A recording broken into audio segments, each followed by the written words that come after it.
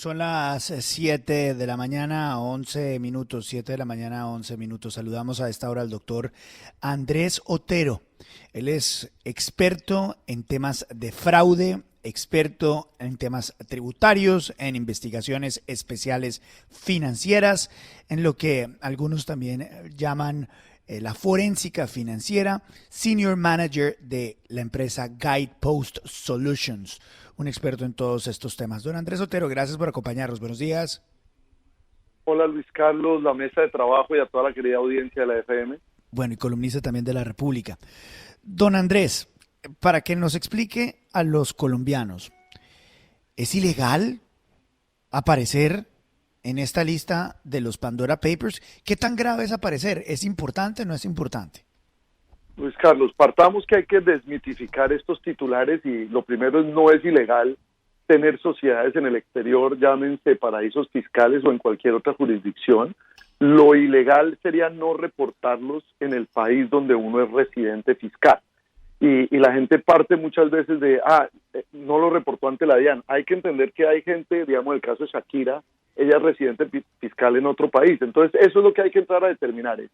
¿Quién de las personas que aparecen en esta lista, que aparece todo el mundo? Casi que lo malo es no aparecer, es si las han reportado o no y por qué tienen estos vehículos.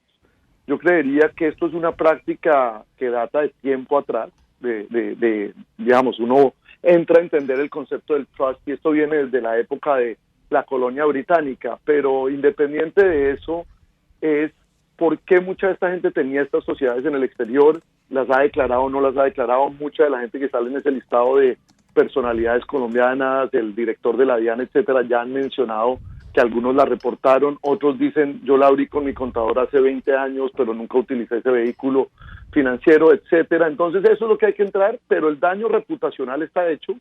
Falta ver si hay alguna implicación legal o no. Doctor Andrés, a una persona, ¿por qué lo asiste la necesidad de abrir una sociedad offshore o a una empresa? Y si el tema es, digamos, tan malo como estas investigaciones que se suceden cada 4, cada 5 años, digamos, lo dictan. Digamos, yo creo que hay como dos necesidades. Por un lado, está una necesidad muchas veces de buscar un mejor tratamiento fiscal para un negocio. Entonces, le pongo un ejemplo. Si una empresa trae partes de la China y necesita pagar unos proveedores allá o tenía unas necesidades de transar con el exterior, muchas veces se creaban estos vehículos y las mismas oficinas de abogados que normalmente, lo que yo digo, una sociedad en Colombia es una forma de limitar responsabilidad.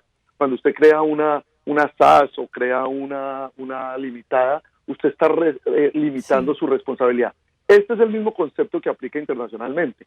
Lo que pasa es que muchas veces la gente quería no aparecer como el titular de esas sociedades, ya fuera o por motivos digamos, de confidencialidad de la información misma, como dentro de los mismos socios, dentro de las mismas familias. Entonces sí ha habido una necesidad histórica de mantener estos vehículos donde uno no aparezca personalmente. La pregunta es ¿para qué? Y lo vimos en Colombia, se dio por temas de seguridad en los 80s y 90s, se ha dado por temas tributarios y también obviamente también se presta para actividades ilegales, para testaferrato, para lavado de activos. Cuando nosotros hacemos investigaciones de debida diligencia reputacional, doctor Fernando, lo primero que uno entra es tratemos de entender quién está realmente detrás de esa sociedad, para uno saber si está negociando con la persona que es o no, o si hay algún riesgo asociado a esta sociedad o no.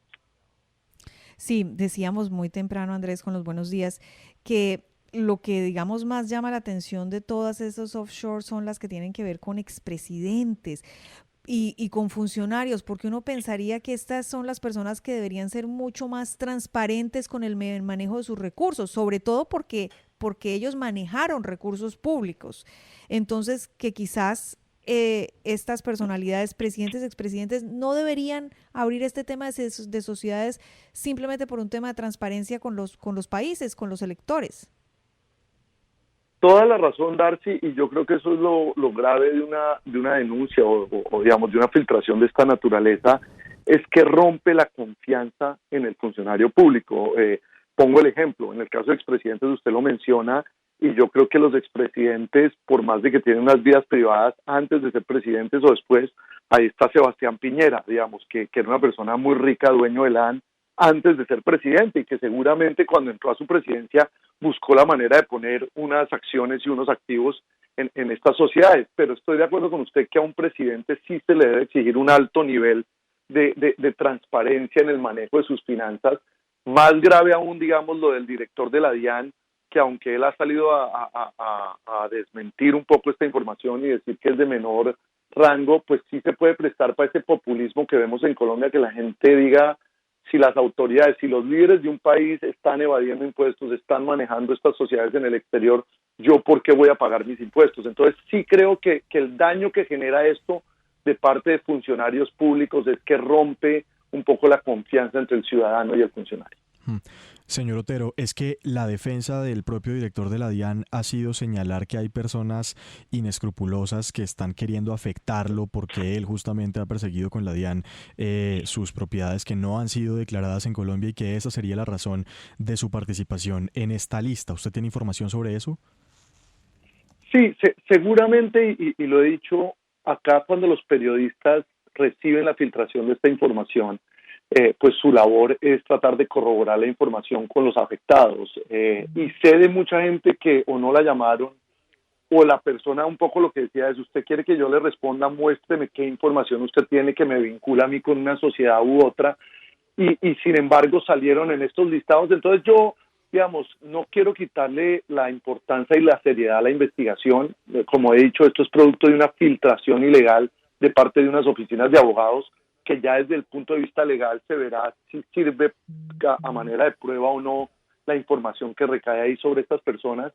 Pero sí creo que esto hay que tratarlo con mayor responsabilidad, porque es muy fácil uno tachar reputacionalmente el buen nombre de una persona sin entender realmente si esa persona sí lo tenía reportado ante la autoridad fiscal en la respectiva jurisdicción o no, por qué tenía esta sociedad. Mucha gente puede heredar estas sociedades de abuelos y de hijos, gente que viene de familias adineradas de varias generaciones, etcétera. Entonces, digamos, uno no puede poner a todo el mundo en la misma canasta y presumir la mala fe o presumir que la gente tiene estos vehículos simplemente para evadir impuestos o para cometer algún ilícito.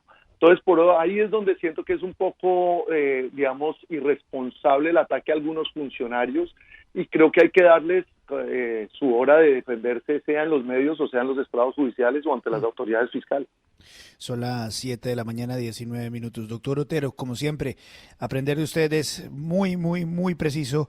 Usted muy generoso con su tiempo, muy amable, muy gentil. A ustedes muchas gracias.